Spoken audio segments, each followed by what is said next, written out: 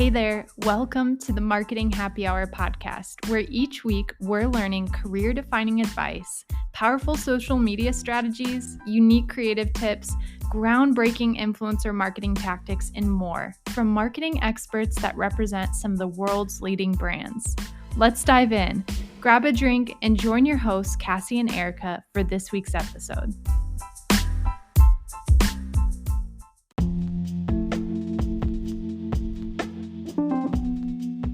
Hey, Marketing Happy Hour listeners. I am so excited for you to hear this week's conversation. We're exploring the world of PR with Liz Dowen, Verizon PR Director at Golin. Liz has experience working with many incredible PR agencies on brands like General Motors, Nestle Frozen Pizza, Got Milk, LG Electronics, Samsung, and now Verizon. She shares about crisis communications, getting out of your comfort zone, why agency experience can be the best path to acquire the most skills, and gives some awesome advice that you could take with you to your next interview. I loved listening in to Cassie and Liz chat all things PR, and I know you will too. So go grab your favorite beverage, sit back, and enjoy this week's episode. Hey Liz, how are you? Hey Cassie, how's it going? Good. I am so excited to chat with you today about all things PR. And I just have to throw this out there because Liz, you and I were roommates back in New York City. So we go a long way back. So super excited to just hear what you've been up to. But before we jump in, I do have a very important question for you, something we ask all of our guests on the show. What is in your glass tonight? Okay, so Cinco de Mayo was last week, so I feel pretty relevant in saying I have a skinny version and non-alcoholic jalapeno limeade from Trader Joe's. Which oh my goodness. You can appreciate. You need to find it. Yes, I need to try that. So it's so funny. We had Gina Macera from Girlfriend Collective on the show a few months back. And I think that's the same drink that she talked about, but you were the second person I've heard that from. So I need to go get some and try it. Sounds delicious. Add some tequila, have yourself a great Thursday or Taco Tuesday. I love it. Well, I too have tequila in a Withco. There's this cute little cocktail company that makes these mixtures, and it's like a ginger mule type of thing. And I put tequila in it, some fresh blueberries and some soda water, and it is delicious. And so that is what I am enjoying this evening. So fancy. I love it. Oh my goodness. Well, I know a lot about your background, but I'd love for everyone else to learn more about your background in PR, how you got started, and how you landed to where you are today. So go ahead, Liz, share all the details with us. Sure. I can give the Cliff Notes version, but it might be helpful just to know the strategy and the rationale behind why I made so many jumps. I like to share in interviews that I've been around the block for the agency life. I should preface interview. Well, it doesn't matter. I am originally from Indiana. I graduated from IU, worked my way up to Chicago, as most people do, definitely as a pipeline from IU. And I spent my summer internship at MSL Group working on General Motors, Sealing Mattress, Missoula Corn Oil. And there was a bit of agency restructuring. So I read the tea leaves and said to myself, okay, let's find something new. I moved over to Weber Shandwick. I was an intern there for a couple of months working on Nestle Frozen Pizza. So think California Pizza Kitchen, DiGiorno, Jack's, along with Cherry Marketing Institute. So tart cherry juice. Don't forget it when you have inflammatory needs and to sleep. Also new business. And then I got a full-time role as on the Got Milk team. So I helped refuel athletes at the end of marathons. That was fun. But the entirety I was in Chicago, I knew I needed to be in New York. I just wanted to be where the media were and call Wall Street Journal whenever I wanted to and have a coffee with them. So I made it my personal ambition when I was there to head that way. And in the summer of 2014, I finally landed it. So I then went over to Ogilvy, spent 3 years working on the LG Electronics account. I was primarily on the mobile side of things. So I helped launch a new smartphone every 6 months, and wearables and watches and headphones and everything of the like in between. Also went to all of their trade shows. So they have a huge presence at the Consumer Electronics Show in Vegas every January. So helping to be a subject matter expert there. Had an opportunity to move over to Allison and Partners and work on Samsung Mobile on their first phone after Note 7. So if you ever were flying on a plane at that time, you know what happened with that beautiful phone. Sadly, so I saw it as a great opportunity for crisis communications and to really dip my toe into what that world looked like. So I moved over, spent a few months on that device, the Galaxy S8, and then I moved onto the home entertainment side. So all things TVs and soundbars and solid state drives and all of the geeky, awesome things. I spent 2 years there, and then I had an opportunity to go in-house. I worked at a Wi-Fi networking manufacturer called Ubiquity for a hot second and decided it was not for me. So now I am at Golin, where I've been for the last 2.5 years. Started just before the pandemic hit in January of 2020, and I work on the Verizon account. So it's been a wild, 9 years that I've been in the industry. Awesome. And I know you have been around the block career-wise and just living-wise. So you've lived in Chicago, New York, LA. I always tell people, because I lived in New York too, how important, especially for young professionals, it is to get out of your small town bubble or wherever you live and to go to these big cities and get something out of that experience there. How important do you think that is to not just young professionals, but for everyone to get out of their comfort zone? And if they're willing and able to go to these large cities and have a new, fresh experience, career and personally? Yeah, absolutely. I think that New York was the best decision I ever made for my career. It was the place that I could cut my teeth and be a part of an industry at its core. I would highly recommend, and trust me, I was not the girl that had like everything available to her from a financial parent's perspective. I was making $30K a year. When we talk about highs and lows of the world, like certainly 22, 30K working 80 hours is not the most glamorous thing, but I can tell you that my career benefits immensely from it today. So highly recommend. Yeah. I 100% agree. And I will say too, that it is doable. While it can be tough to go there, especially early in your career and work in an entry-level position, it is immensely, immensely beneficial to go and do that. Yeah. You get amazing roommates. I know. Like exactly. Hey. Exactly. Exactly. So go do it. If you're listening to this, and I always tell people, if you are even slightly considering getting out of your bubble and going to one of these large cities to take a job, even for a year or for less than that, if you want, do it, experience it, learn from it, because it is so, so important. So, can you tell us a little bit about the highs and lows of working for an agency? And for someone who's only worked in-house, why would you encourage them to maybe get some agency experience? Why is it beneficial, you think? Yeah, I think like I was mentioning earlier, it's a place to cut your teeth and really just be a part of this brain trust of professionals that all have the same like-minded approach that you do, but maybe a little different approach, let's be honest. So I might be working on Verizon, but within the Golin umbrella, there are a ton of amazing brands. So we've got folks working on Mountain Dew, on Tic Tac, on Nubis, whatever it may be, some SoCal liquor brand, right? When you pull all of us into a room, you're going to get a ton of different ideas that you might not necessarily have thought of in your 1 to 2 person in-house team. So definitely a lot of amazing ideas. There's a ton of resources. So when we're thinking about analytics or research, I have an entire analytics team on my side to say, hey, let's try to find the gray space between what we're hearing in the media and where we need to go and insert ourselves into that equation. So I just think that there is such a holistic approach to agency life.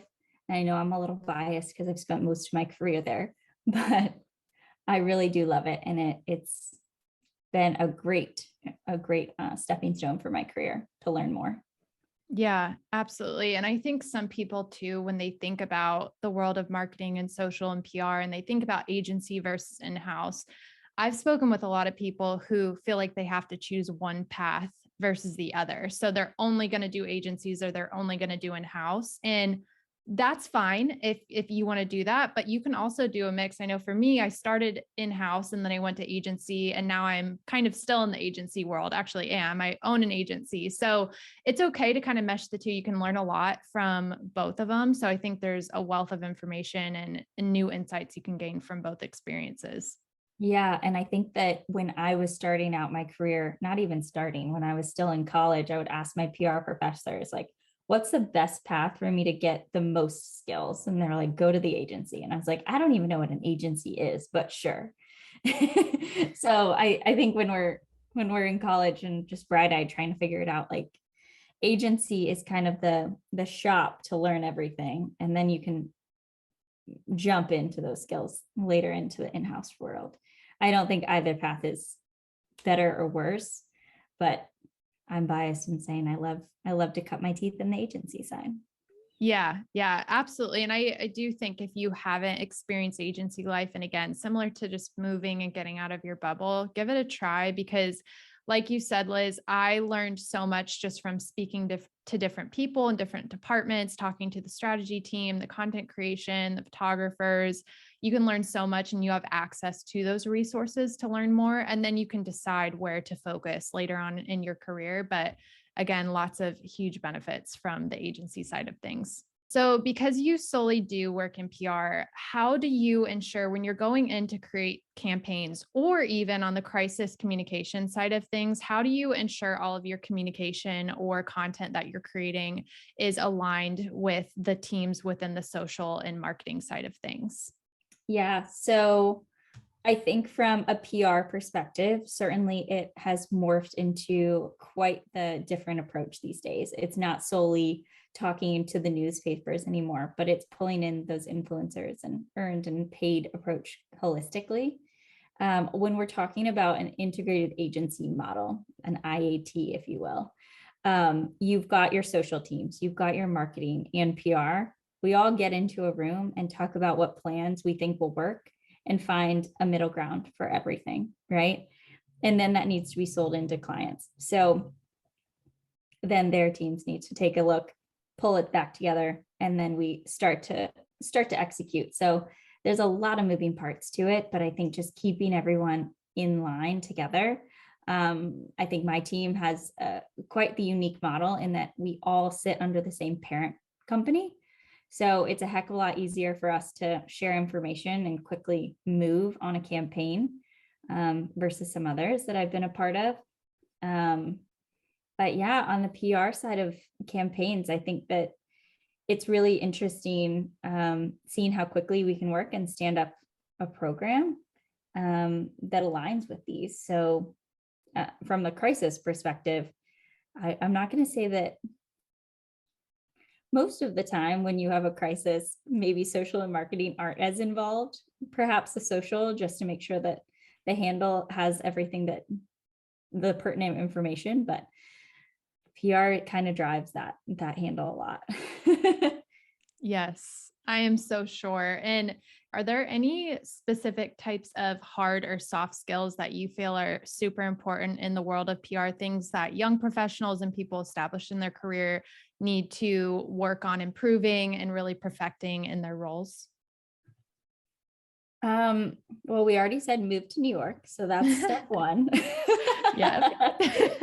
But I think highly important. It's being authentic and empathetic to your audience. I think that one of the big pieces on my team right now is just sitting in someone else's shoes, whether they're attending a retail location and checking through that experience, or they're hearing this information for the first time as a consumer, how are they going to feel, and how do you share it in the most appropriate way? I think we all got our crisis communications degrees in 2020, and navigating those constant news cycles, whether it was, well, a breadth of topics, if we all remember, but yeah, not being afraid to reach out to those journalists and media outlets that you have idolized for all of these years and breaking down those walls. I think a soft skill is just being a human and truly just leaning into the fact that you're going to make mistakes, but you can also learn from them. And we're all, again, just human at the end of the day. So I remember my first email to Wall Street Journal, I was petrified. I was like, oh, please be nice to me. Please be careful. Please respond. And I got coffee a few times. I was like, wow, you're just human. It's fine. You're just trying to do your work. I'm trying to do mine. If I can be a resource to make your life easier, great, done. And yeah, I think that's super important.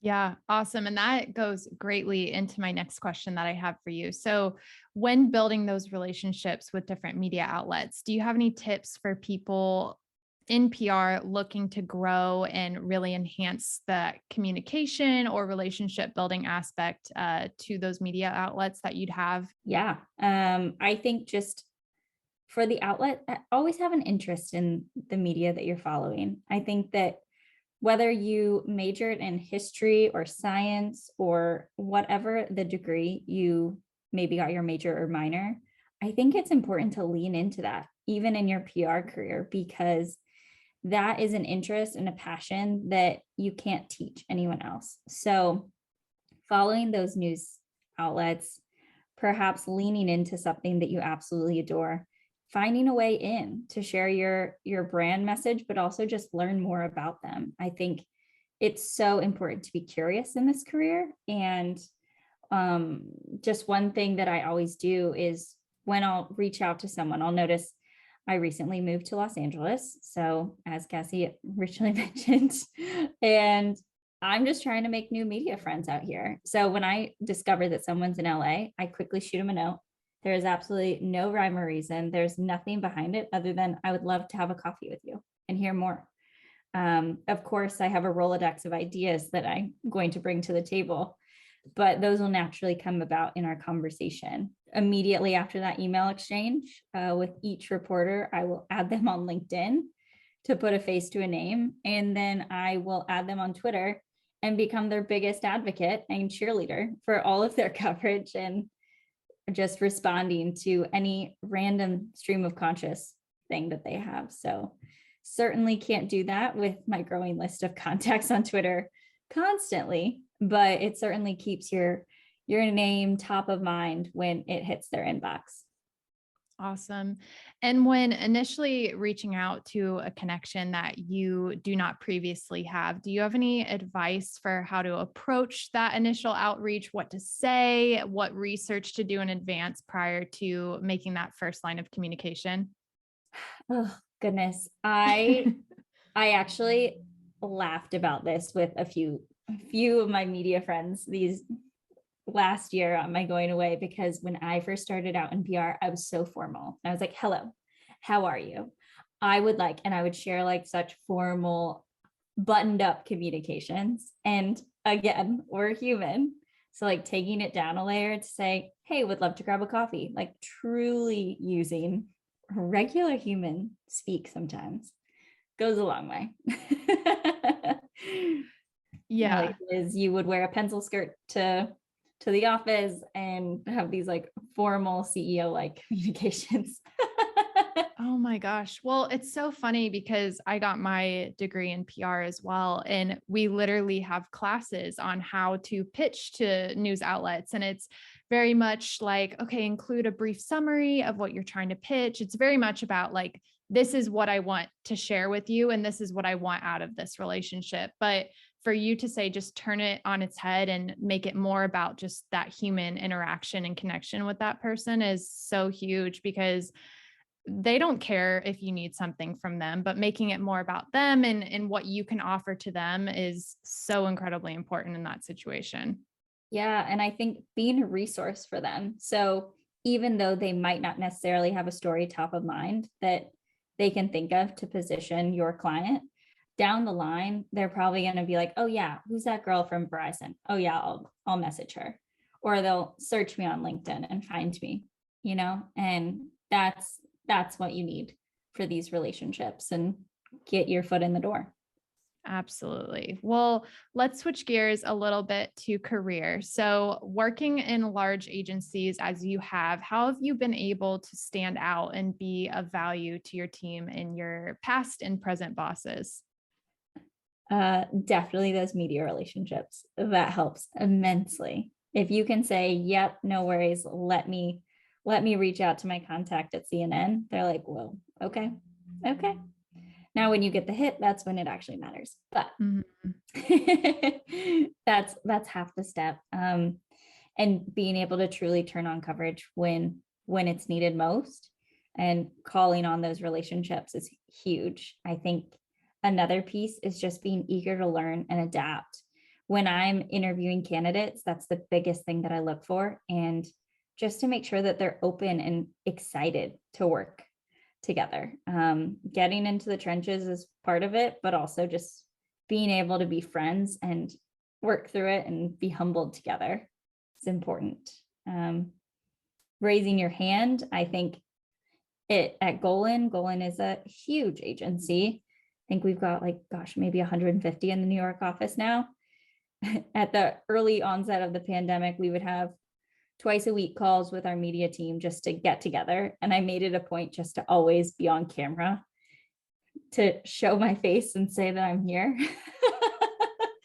I would say that has lost its luster in the 2.5 years, but I think it's important to put yourself out there, and it might be a little uncomfortable at times, but good to raise your hand and have a voice.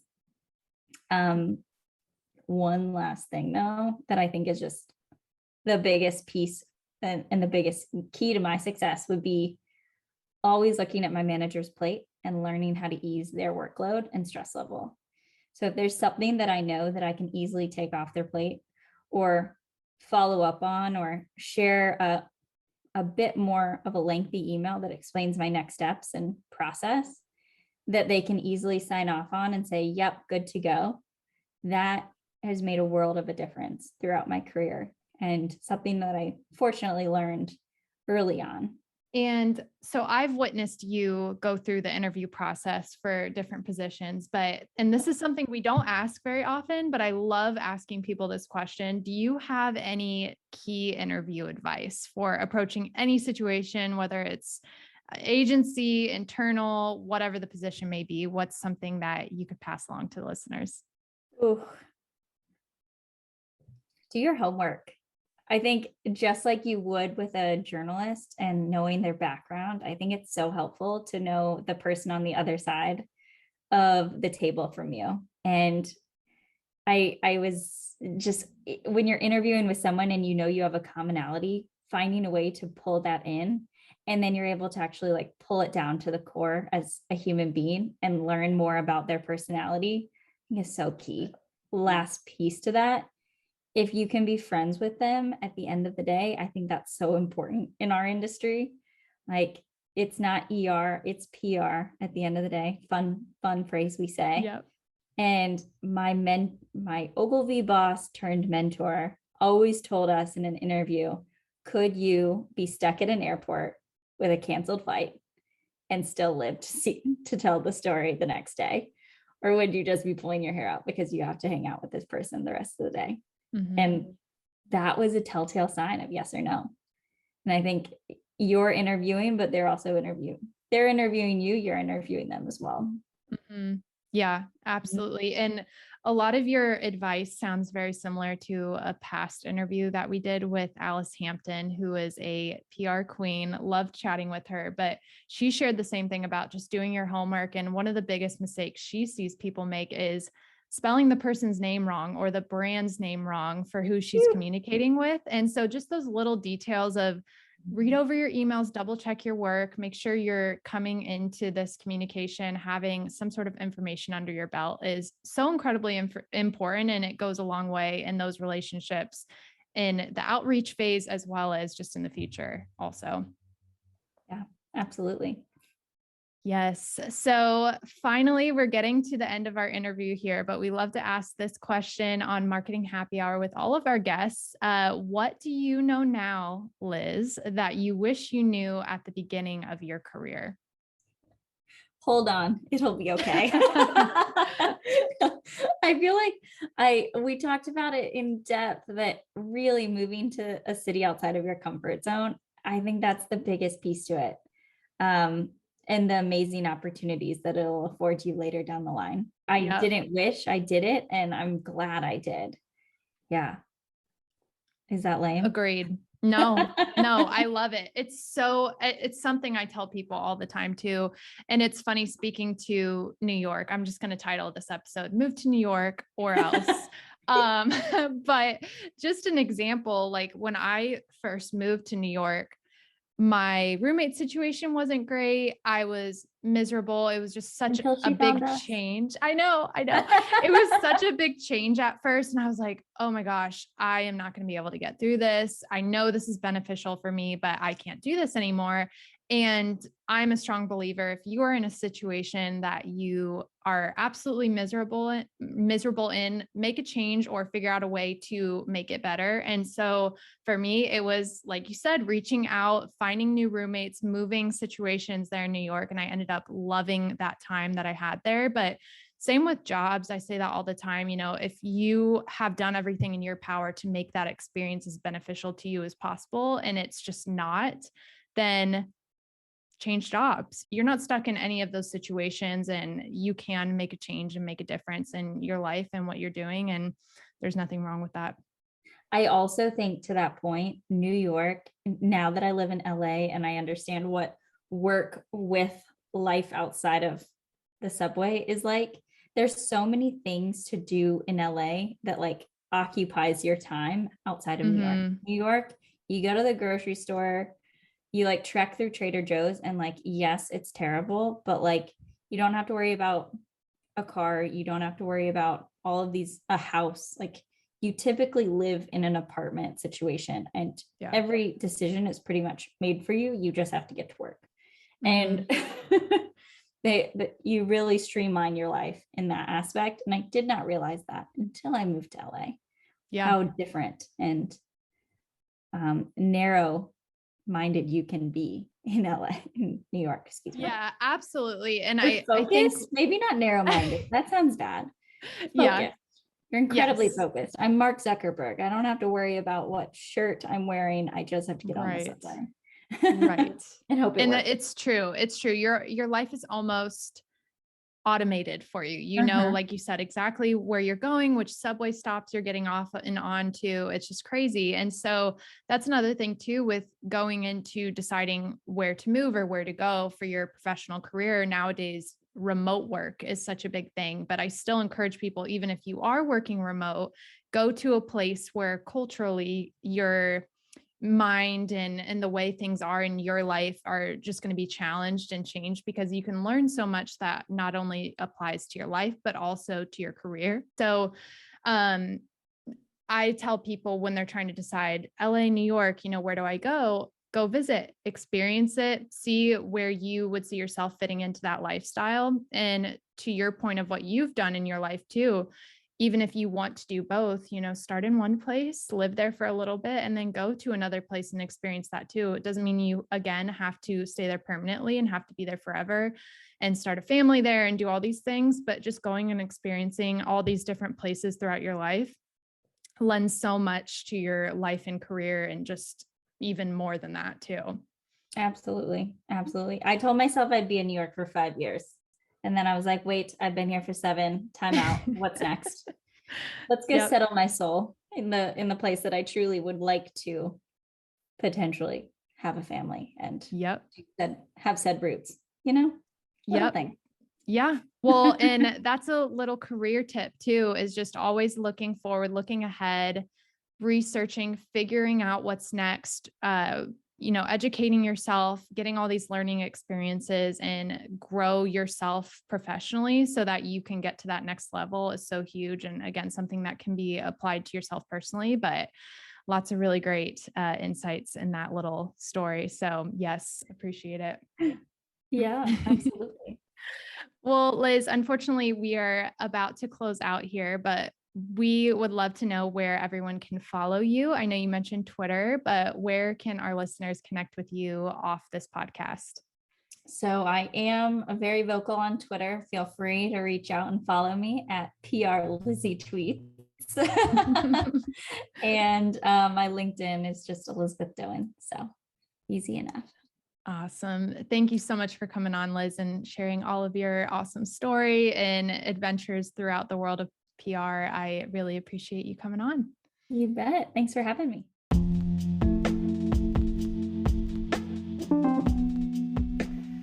Man, I am so sad that I missed out on that conversation with Liz. There's so much more I feel like I could chat with her about, so hopefully I'll have the chance to do that in the future, but that was so good, and I just totally agree with getting out of your bubble while you're a young professional and getting some really good experience under your belt in a new place, whether that's, 2 hours outside of your hometown or all the way in another state. I just totally agree with getting yourself out there and learning from a new place. So that was an awesome tip. Thank you so much for tuning in this week. If you enjoyed this week's episode, please remember to rate and leave a review. And as always, follow us on Instagram at Marketing Happy Hour. That's at Marketing Happy HR.